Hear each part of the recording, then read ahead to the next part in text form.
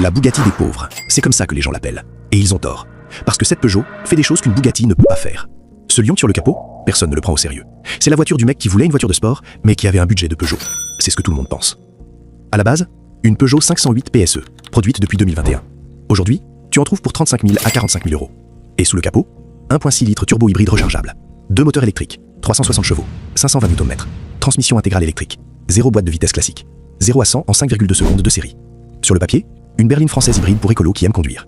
Mais cette architecture, elle cache quelque chose que même les ingénieurs Peugeot n'ont pas voulu assumer publiquement. Étape 1, Stage 1, reprogrammation ECU plus gestion hybride. On libère le moteur thermique, on optimise la gestion des 2 moteurs électriques, on supprime les limitations de couple que Peugeot a mises exprès. Résultat, 400 à 420 chevaux, 600 Nm, 0 à 100 en 4,4 secondes. La traction intégrale électrique accroche, 0 patinage, 0 drama. Si tu veux modifier ta voiture, reprog, modif, budget, ordre des étapes, pièges à éviter. Je te fais un plan 100% personnalisé pour ta voiture.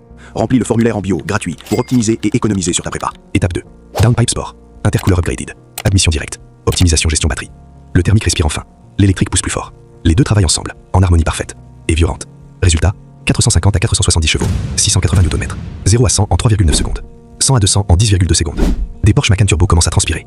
Des SUV à 110 000 € neufs, face à une berline française avec un badge sous-valorisé. Mais si tu veux vraiment comprendre pourquoi cette voiture est scandaleuse, reste jusqu'à la fin.